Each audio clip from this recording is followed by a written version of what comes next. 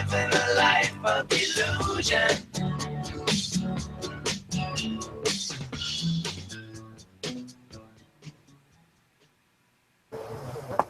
Gentlemen, our army must have a leader, and he must be one of great respect, stature, and ability. We could search for eons and never find such a man. Were it not for the grace of God, that man is already among us. George Washington. Excuse me. General George Washington.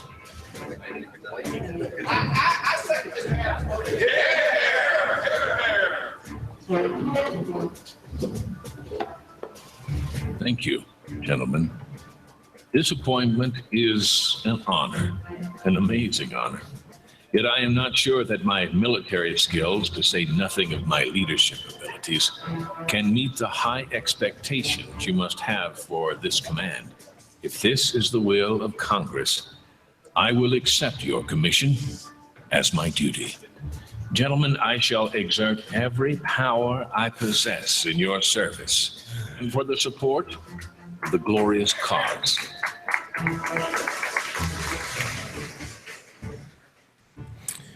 Well, welcome to the glorious cause. It is Saturday, May 20th. And I'm going to start off with a little update of a previous story. Let me get a couple things turned off there. I'm getting a little bit of echo over here. A few weeks ago, we talked about a story out of Sherman County, Oregon, about a organic farm. I don't know. I hope you guys remember that story, where the county. Here, let me just read you the background on this story. Azure Farms has been working certified organic farms located in Morrow, Central Oregon, in Sherman County. It has been certified organic for about 18 years. The farm produces almost all the organic wheat, field peas, barley, corn, and beef for Azure standard. Sherman County changed the interpretation of its statutory code from controlling noxious weeds to eradicating noxious weeds. These weeds include morning glory, Canada thistle, and whitetop, all of which have been on the farm for many years.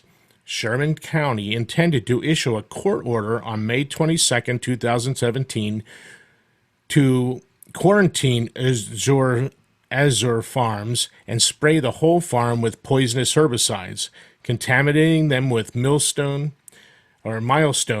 Escort, and Roundup. The court-ordered action would essentially destroy all the effort Azure Farms has made for years to produce the very cleanest and healthiest food humanly possible.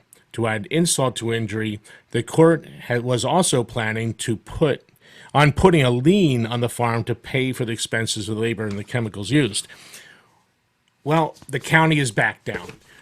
There was somewhere in this story here, it says that the court got 40,000 emails about this, and the county and the court backed down to the pressure. So see, folks, it is possible for us to exert pressure on our local government. See, that's why here at the Glorious Cause and here at Renegade Ramblers Radio, we are always talking about smaller. There's no way. Okay, 40,000 people. Let's make this bigger. When there was the Obamacare debate, there were millions of people that called. And what did they do? They passed it. They don't care. They are thousands of miles away from all the people that they're supposedly representing. And once they're there, they do whatever the heck they want. And that's why we here are always talking about the only solution left to is secession. We need to be smaller. So see, here's a prime example of what smaller does. Smaller allows the people to affect the governing body closest to home. If it was the congressman they were trying to affect, that congressman doesn't give a rat's furry behind what these people think. Or their senator, he doesn't give a crap. He's just going to do whatever that those lobbyists for Roundup and Milestone and all these others that are going to pay him a big fee to force people to do what they will make money to get them to make them do.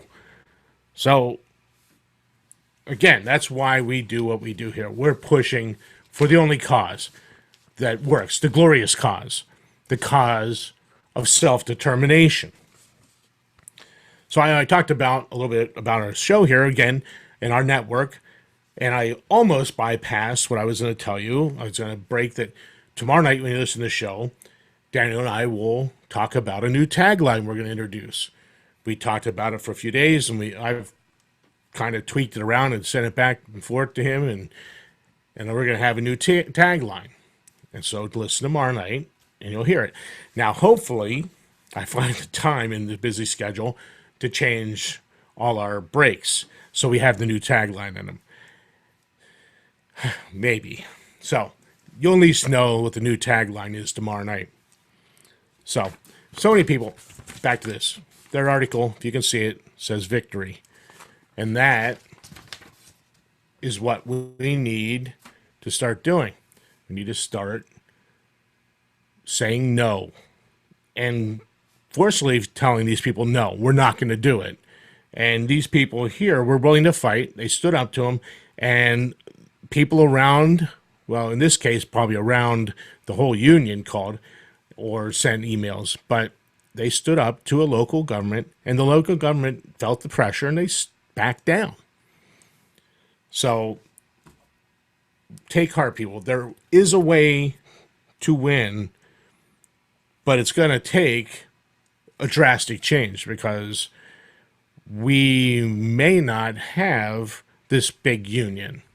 It's going to probably be a whole lot of little republics, which it should have been all along. Because quite honestly, folks, let's think about this.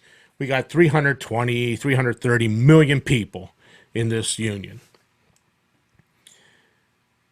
What is the likelihood that they're going to represent in Washington 525 little princes and one elected king and 9 politically elected judges in black dresses that decree their will?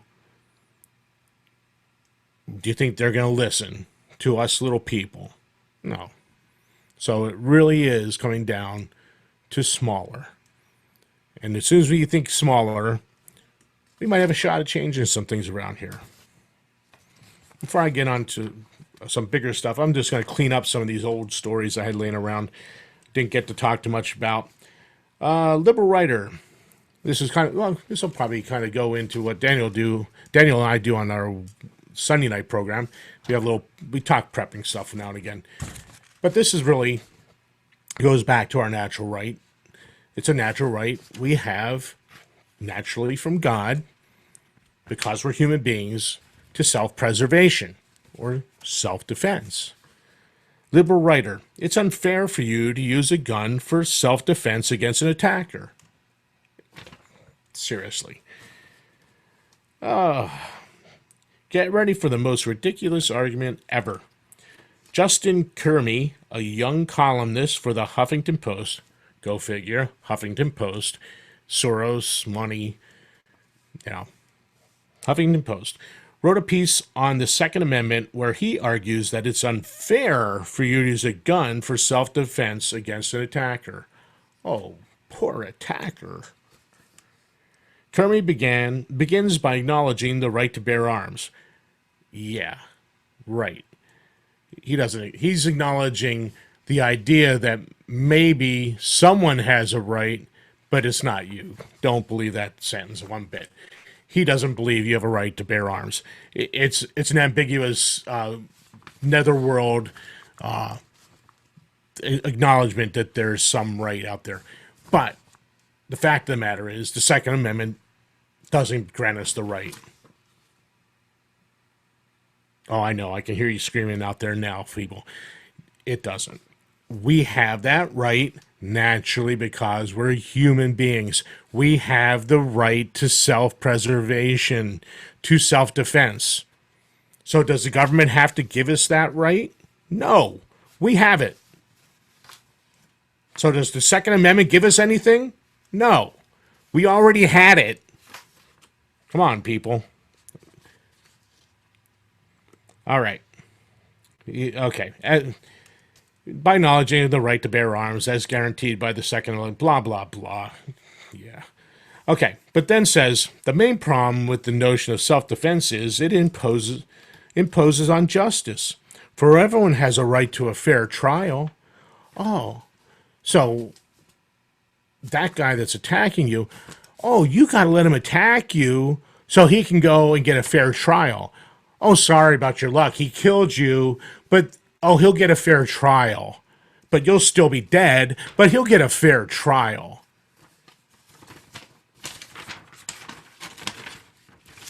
Have we reached the absurd yet? I guess. Maybe we have.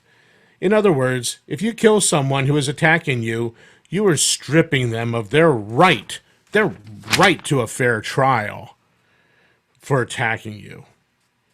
What Curry fails to address is that if the attacker kills you and you stand there and do nothing to defend yourself, the attacker has now taken away all of your rights because you're dead. And has he? Yeah, he sure has. You have no rights left because you're now dead. D-E-D, dead. Yeah, I know. Perhaps he subscribes to the liberal notion that society creates all of its criminals. So the person attacking you really isn't at fault for his actions.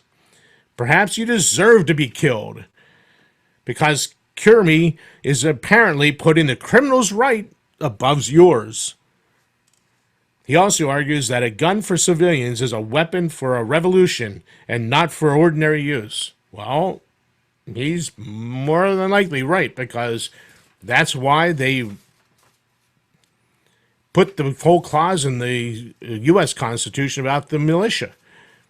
Our founding fathers were afraid of a standing army in Washington that's controlled by Washington, D.C., that 10-mile square. So they wrote the Second Amendment as a limit on the general government, not stating a right, as a limit on the general government, because they knew that the militias controlled by the state were a check on the national, is what we have, and I hate the N-word, the national government. It certainly is long past being a federal government because it certainly has nothing federal about it. So the Constitution, the Second Amendment, is a limit.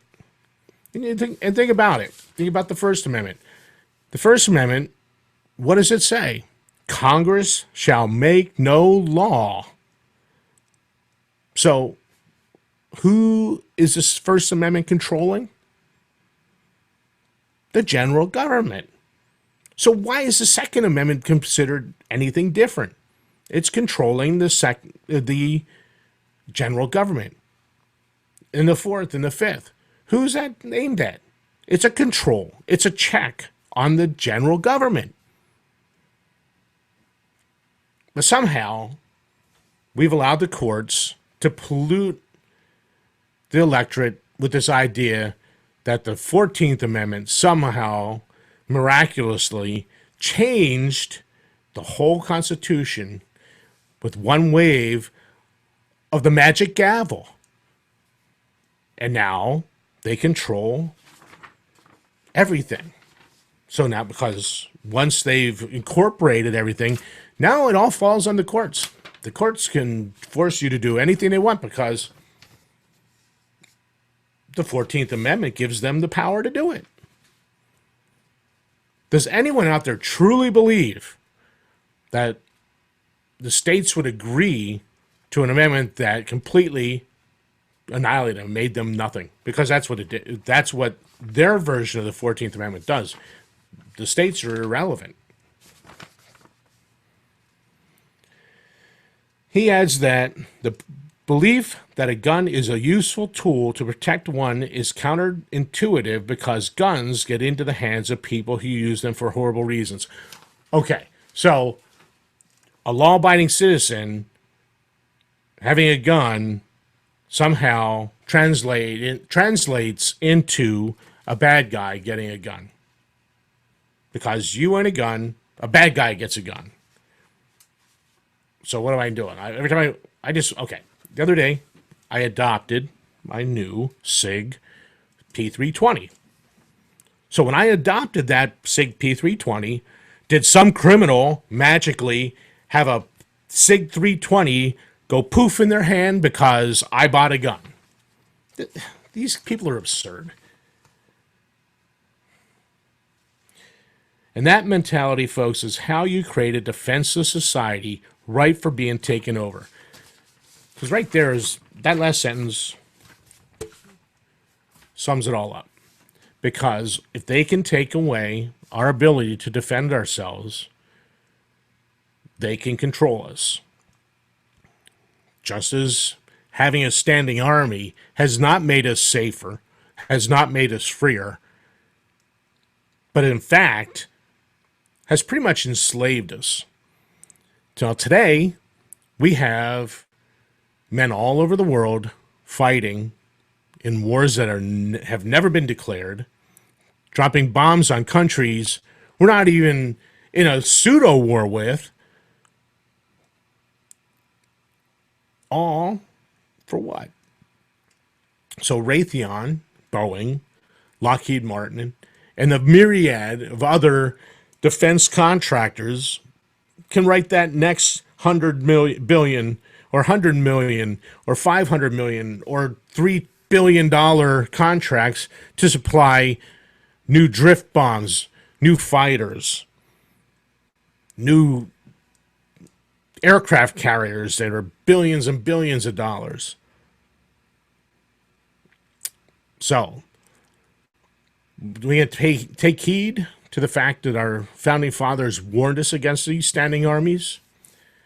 And they're, quite honestly, folks, we're spending well over $1 trillion a year, well over a quarter of what they steal from us annually on our offensive wars around the world. So it's time to stop the madness. So what are we going to do?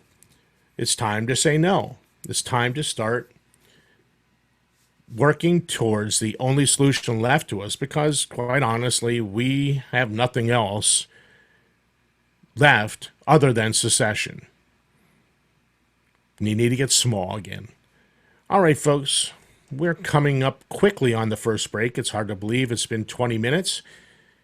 So this is The Glorious Cause on the Renegade Ramblers Radio Network, where renegade thinking is always outside of the box. Tried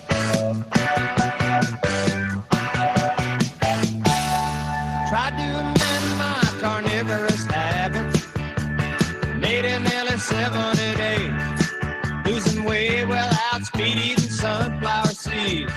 Drinking lots of carrot juice and soaking over rays. But at night I'd have these wonderful dreams. Some kind of sensuous treat. Not zucchini, fettuccine, bulgur wheat, but a big warm bun and a huge hunk of meat.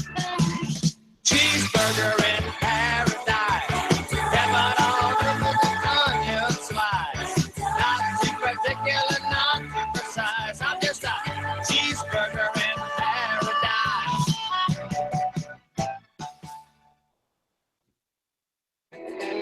He gone painted his entire Chevy Cavalier. Can't fly.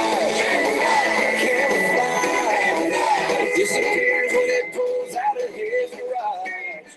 You won't disappear when you wear Tail Gunner Apparel custom camo clothing and all natural bath and body products for women and men too. And don't forget to ask about their line of custom home products and bed scarves. Look awesome and feel even better. Tail Gunner Apparel. on Facebook at Tailgunner Apparel and at tailgunnerapparel.etsy.com. That's tailgunnerapparel.etsy.com. Camouflage ain't nothing doesn't go with camouflage. You can't blend in the country. You can't stand out in the fashion world.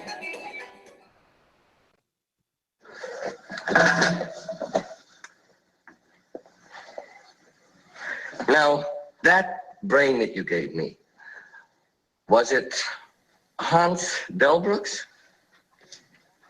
No. Good. Would you mind telling me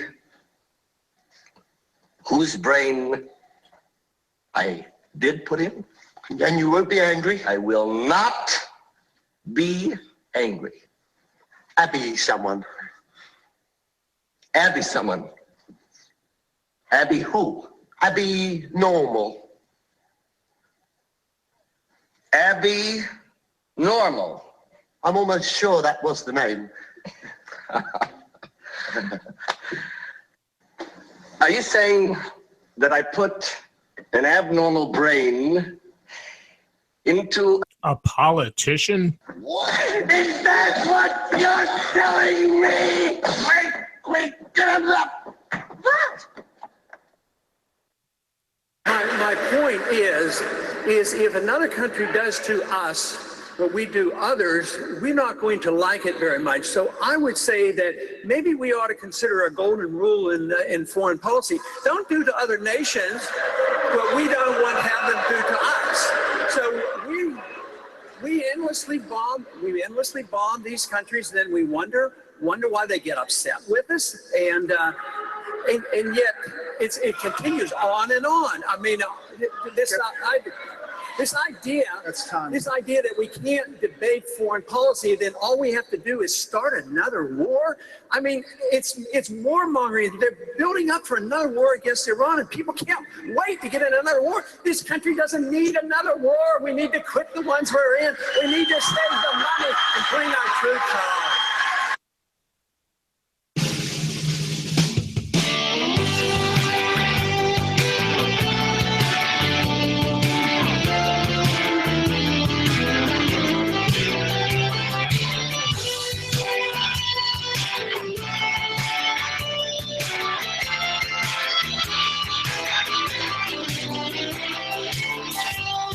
Been phoning at night and morning.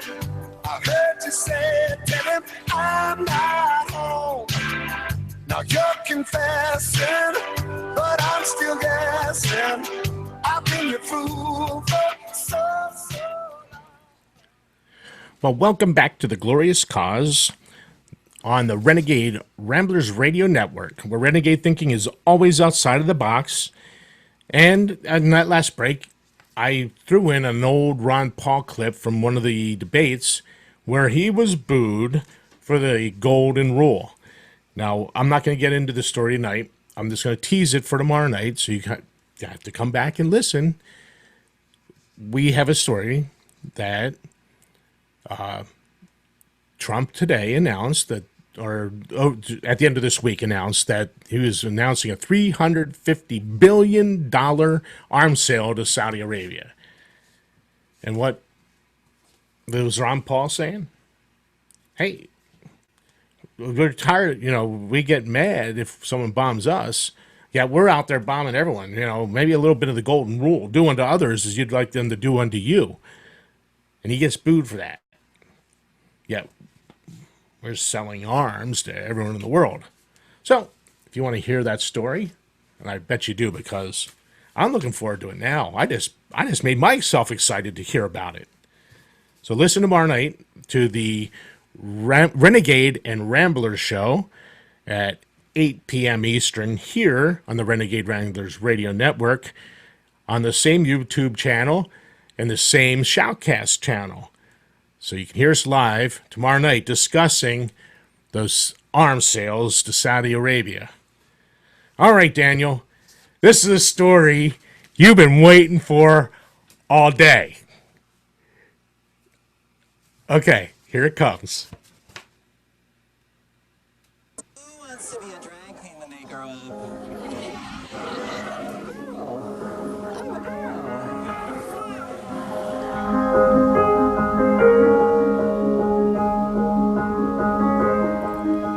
Hips on the drag queen go swish.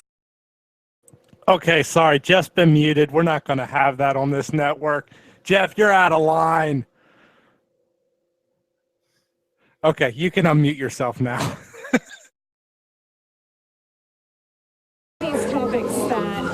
Oh no, this should piss everyone off. Everyone thinks that this girl is I'm gonna reset it just a little bit here. the drag queen go swish. Okay, what this hideous person is saying is the hips on the drag queen go swish, swish, swish. Fantastic because it addresses all of these issues of gender fluidity and self-acceptance. Gender fluidity and self-acceptance. Are real, are very, very real. Do you get it? Everyone thinks that this girl is a boy because she's a little bit of a tomboy.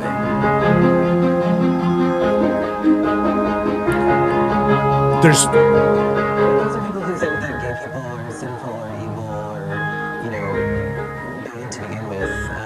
So, we're sort of just starting from such different places that it's kind of relevant. Drag Queen Story Hour. It's great. So much energy. Did you like it?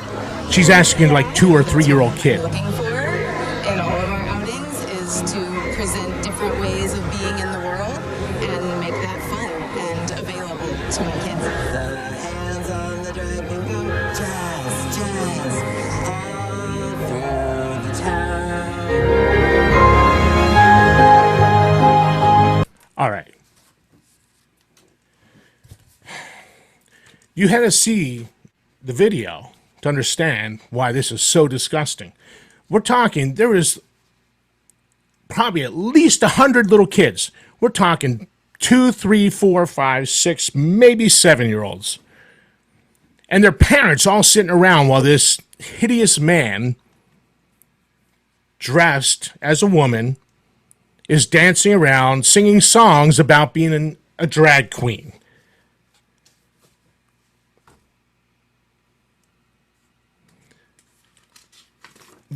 We're in war, folks. If you can't see it yet, the war is for your children's hearts, minds, and souls. They're trying to destroy your children, bringing a hideous person, a pervert, into the public library to sing about his perversion, trying to enlist little children, babes, into this perversion. Oh, and the parents are sitting there going, ooh, this is so nice. Gender fluidity. Poppycock. I'm really struggling, folks, not to be... I'm trying to keep this family friendly because I'm ready to curse.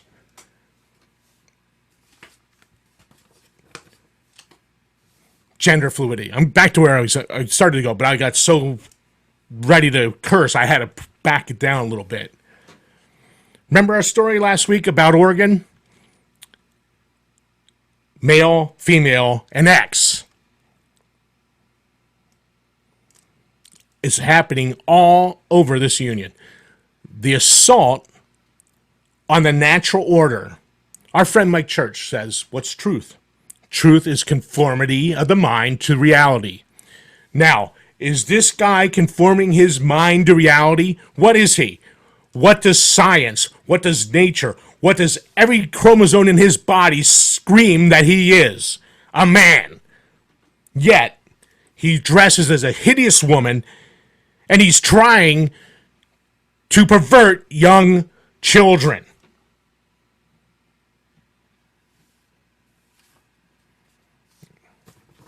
Here's the story. Public libraries hosting Drag Queen Story Hour for children. Brooklyn, New York.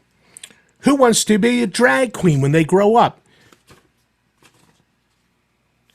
That's the question a man dressed as a woman recently asked children attending Drag Queen Story Hour at the public library in New York. Since last fall, the Brooklyn Public Library in Park Slope has been offering the story time for children, bringing in various drag queens to read children's books about homosexuality, gender identity, and nonconformity, and general youth discomfort.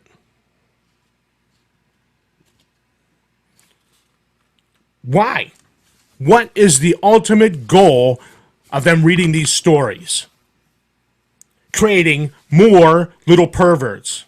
And let's be honest, folks. Let's just stop with the charade. What is their ultimate goal? What is this guy really trying to do? Make pedophilia normal. I think I'm chopping. I'm so upset at the moment. I better turn these levels back a little bit. That's their goal. It's not to make their acceptance. No.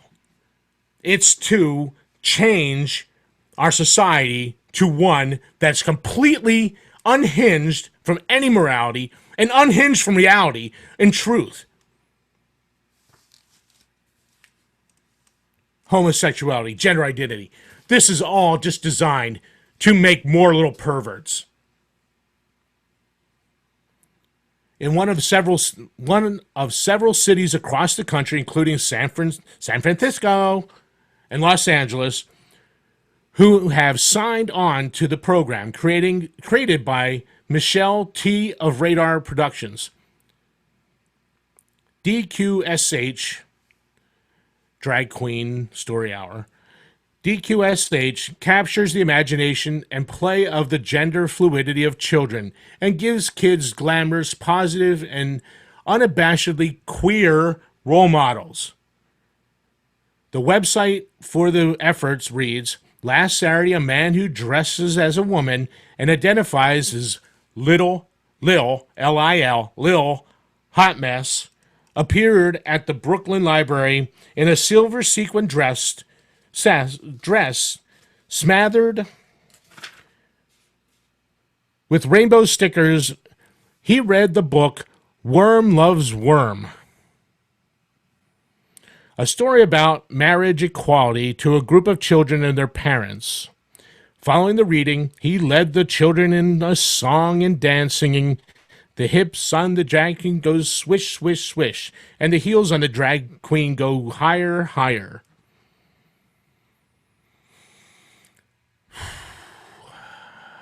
I had to take a deep breath. My blood pressure is about to go off the scale.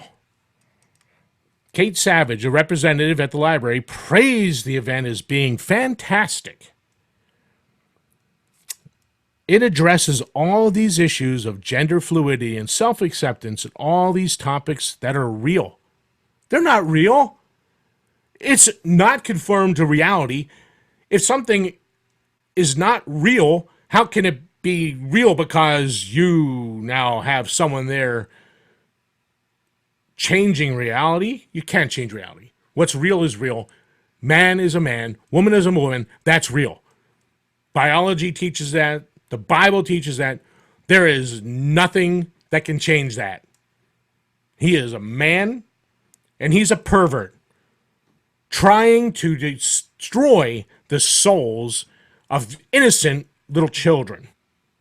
And these parents and this person are sitting there cheering it on. What parent in their right mind is going to allow some pervert called Lil Hot Mess to teach their children how to be perverts too?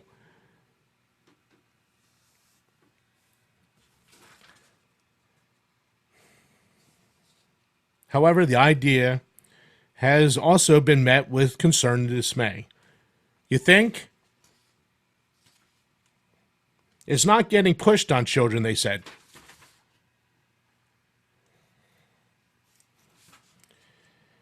Now they got drag queens asking them directly, who wants to be a drag queen when they grow up? That's not pushing it on them. Indoctrination is never cool, one commenter writes. And that's what this is. This is indoctrination. It's not bad enough that they have them for the whole day in public school, teaching them how to be good little conformists, good little statists, to be good answer repeaters. Not how to think, not how to deduce things, but how to answer, repeat the answers to questions. I got 3 more minutes to get my blood pressure up a little more. Okay, so that's little hot mess, and she can go to the trash bin. Here's a story continuing on with this idea. A transgender kindergartner registered at my kid's school. That's when the madness began. A transgender kindergartner, 5 years old. Where did he or she, I'm not sure what this is. I haven't even got through the whole story. I couldn't tonight. How did this child get this idea? Maybe it was at Little Miss Hot Mess's story time about being a transgender or a drag queen or whatever the hideous thing is. As a mother of 7, I have no doubts about my conviction that biological sex is a fundamental reality. Smart woman. Because it is. It's reality. That's conforming your mind to reality. Truth. Giving birth many times over has made an incredibly persuasive argument in that regard.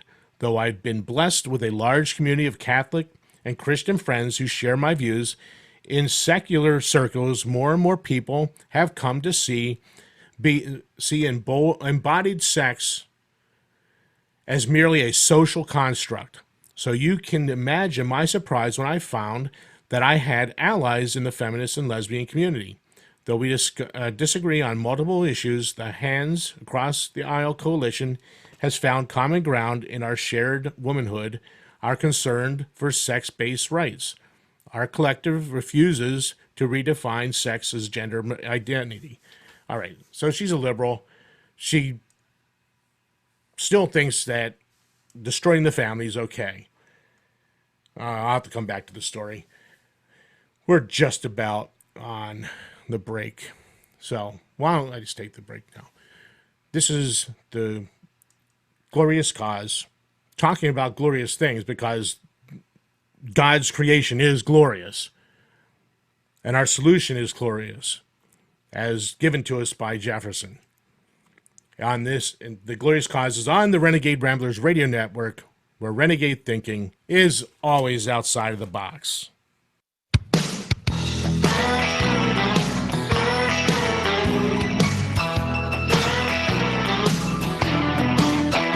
I was born a rambling man with swamp water on my hands. Daddy died so young and I had to help Mama get by. So I learned how to sing those songs. I learned how to honky-tonk moan.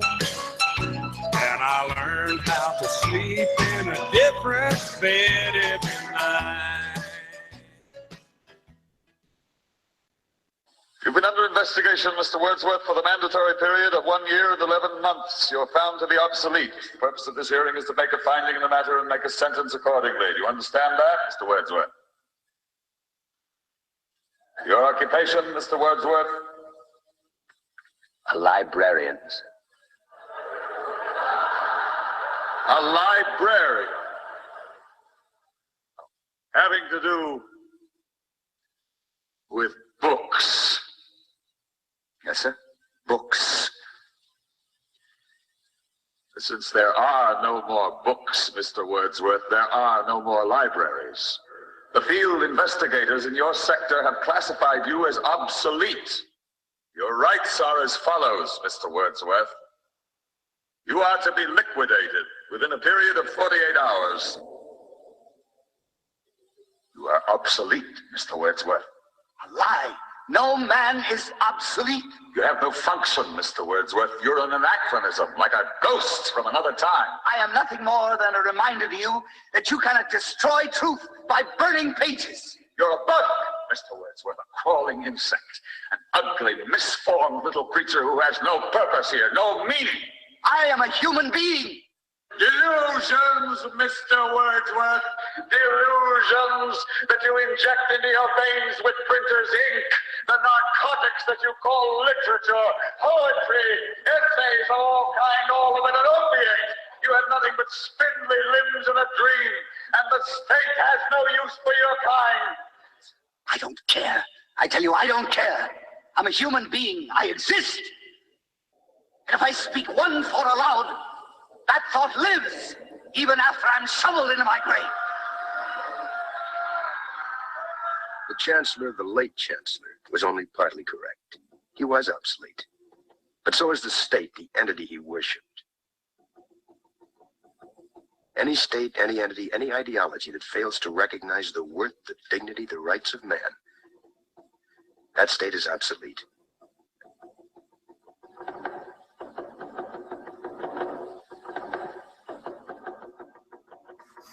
We do not worship the illegal, immoral, and obsolete state here at Renegade Ramblers Radio. Renegade thinking is always outside of the box. There is a little-known codicil in the Faber College Constitution, which gives the dean unlimited power to preserve order in time of campus emergency. Tired of the general government using that self-proclaimed codicil in the Constitution to give themselves unlimited powers? Well, we are too here at the Glorious Cause, and we're gonna kick those punks off campus. The Glorious Cause, part of the Renegade Ramblers Radio Network, every Saturday night at 8 p.m. Eastern.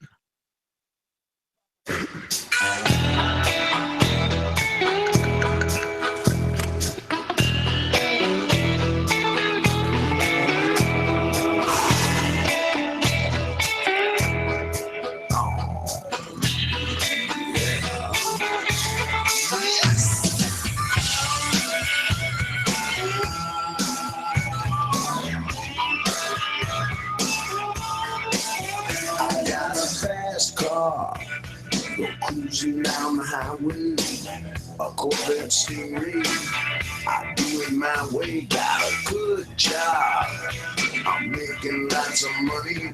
I look good and I'm funny, so I might want some honey. The gypsy said the problem with you need some sensible shoes. Well, welcome back to the Glorious Cause on the Renegade Ramblers Radio Network. And I certainly need some sensible shoes to get me out of this hot little mess or little hot mess or whatever the heck that is. The gypsy, yep, she's right. All right, I'm gonna continue on with this story just for a few more minutes.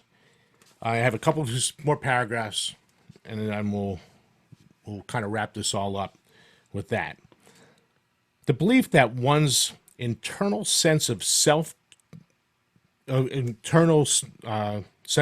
determines maleness or femaleness, and that subjective feelings that take precedence over an objective physical reality constitutes a severing from mind from body. Our sex is who we are. It can't be amputated from our body like a limb. But the true believers in gender ideology are hard at work pulling in converts to this Gnostic worldview that shuns the material that we humans are made of, the body. You can be assured that an ideology like this will, to use Pope Francis's words, lead to the annihilation of man in our culture, in the law, and in the lives of those who fall prey to the tenets of this weaponized civil rights movement. I'm just going to read one other paragraph in this story. Parents were told that students from kindergarten to 5th grade would have to be taught that gender identity, sex, and gender expression were all free-floating concepts through insipid children's books and propaganda framed as anti-bullying activism. These demands were, of course, a Trojan horse for the trans advocacy of the classroom. This is a common tactic. So, why did I read those two stories? Not because I wanted to, not because I liked it, but to show that we're at war. There's a war on for the hearts and minds and the very souls, as I said earlier, of your children. These diabolical people, like this man that was glorifying perversion to these young children. If you saw the video, folks, they're babes. They're like maybe 3 to 6, 3 to 7. They're babes. They have no idea what this guy is. He just looks like a clown. They're just dancing around because they think there's a clown from the circus there with them. But what he's telling them is making an impression in their minds. And these parents are committing child abuse by introducing them to a pervert. And as I said earlier, let's just be honest about this. It's time for them to take the facade off, stop lying about it, and just come right out and say it. This is about making pedophilia legal. That's this guy's ultimate goal. And for the most part, we in the church sit back and do nothing. We go to church and the preacher preaches about sexual immorality, and we sit there and say, amen, amen. But when it comes time to when we leave, what do? We send our kids off to the indoctrination camps.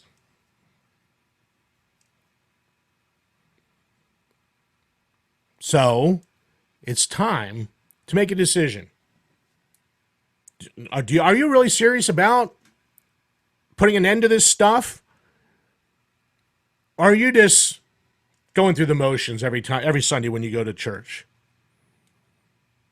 Are you going through the motions as a parent? Sending them off to the daycare center that's called a public school so that you can do whatever you want for the rest of the day. The war is on, folks, and these people are deadly serious about it. And here we sit, twiddling our thumbs and not even really caring or doing anything to stop it. Another one of our friends, Mark Kreslins, recently left a daily radio show to make time for him to take the battle, go to the front lines of the battle to stop abortion. He put his money and his time where his mouth is. And recently, their assembly passed a resolution. Okay, it's not non-binding, but it's very symbolic. And they declared that abortion is murder. And now he's working full-time to make that resolution law and make it binding. What are we going to do about Little Hot Mess? I'm telling you, folks, the time has come to not be nice anymore. Just like in the movie Roadhouse, with Swayze being the man in charge, and the guy asks, well, how do we know when it's time not to be nice? Well, I'll tell you. Well, I'm being Patrick Swayze right now, and I'm telling you, it's time not to be nice anymore. We need to destroy these people. Now, I'm not talking about violence, so don't go thinking that's what I'm calling for. Politically, it's time to pull out all the stops and destroy these people completely, politically speaking. Mark Kreslins is working towards ending abortion completely. It's time these mentally ill people aren't given access to our children. because he is mentally ill. Anyone that can't conform to the reality that they're a man. It's in the it was in the psychiatric books in the past, and it's still there. This gender dysphoria is a mental illness. And we're allowing mentally ill people that have nefarious reasons for being there to have access to the children. Well, it's just like Target and the bathroom issue. Allowing men to go into bathrooms with our wives and our daughters because they're a pervert that identifies as a woman. No, they're a pervert, period. So it is time to not be nice. It is time to use everything at our disposal politically to destroy these people, because that is ultimately their goal towards us. Their goal toward us is to destroy our families, to destroy our kids, enslave our kids, and use our children as pawns in their sick and twisted lives. So what are we going to do? We're going to sit back comfortably in our pews every Sunday, in our houses every evening, watch the nightly news, and let our kids be destroyed by these sick people? Or are we going to start to stand up? Are we going to say no? Yeah, we've talked numerous times here at Renegade Ramblers Radio Network about homeschooling. I have 2 nieces and nephew that were homeschooled, and I have another nephew that was homeschooled. Their parents pulled them out so they weren't in this environment where they're taught things that are not true.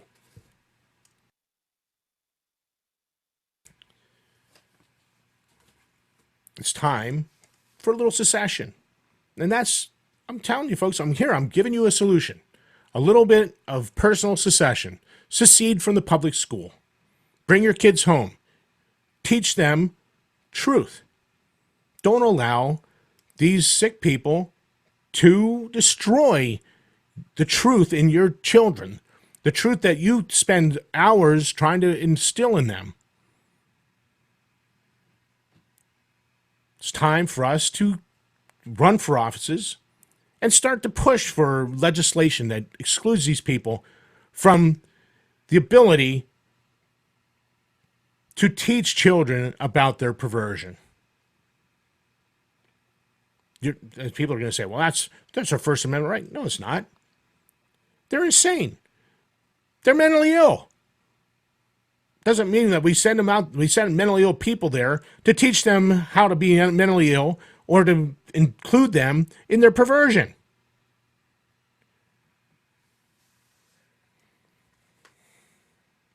So, there's my challenge to you. I know I've spent nearly 2 full segments on this story. And it needed to be spent because we are at war. And we keep acting like we're not. It's all good. It's okay. No. It's time to stand up. Say no. Stand up for life. We need to end the murder of babies in the womb. Because that's what they are. They're human beings. They're babies. Jefferson said in the Declaration of Independence that we had unalienable rights. Among these, to life, liberty, and the pursuit of happiness. The first one's life. And we're denying millions of babies every year life. Now we have people trying to destroy the eternal souls of our children. And we're going to sit back and say, it's all good. No. It is time to realize we're in a war. And it is time for us to use every political means at our disposal to make their desire to destroy our lives, our families, and our children, and say no. I'm going to play one last media file. It's not related to this, but it's a good media file. It's from a commencement speech, and it's Judge Napolitano. And I think it's just kind of fitting with where we are. And Daniel, when it's done, I'll be done. This is The Glorious Cause on the Renegade Ramblers Radio Network, where renegade thinking is always outside the box. So when this media file is done, Daniel, it's 1 minute, 48 seconds. When it's done, you can just play the music and take us out, and I'll be done for the show. Thank you, folks, for listening. Now listen to Judge Napolitano, because he has some really wise advice.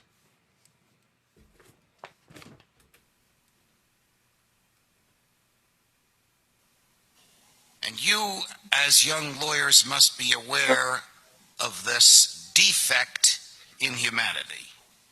The defect, which arguably comes from the fall of Adam and Eve, is libido dominandi. No, not that kind of libido. Libido dominandi is the lust to dominate, the lust to use power from whatever source derived to tell other people how to live their lives. I've scratched my head, I've researched and read and written and spoken and analyzed and challenged for 40 years over how the same people that wrote Congress shall make no law abridging the freedom of speech, who challenged the King of England for suppressing their speech, could have done the same thing to others, their fellow Americans, once they achieved power.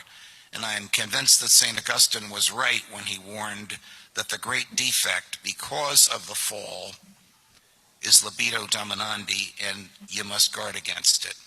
You must guard against it in those you send to the seats of power. You must guard against it if you are one of those who comes to the seat of power, and you must be wary of it when you are trying a case, because the judge gets his or her paycheck from the government and has that power to dominate. Challenge that power. Don't blithely accept its use. And with that, good night.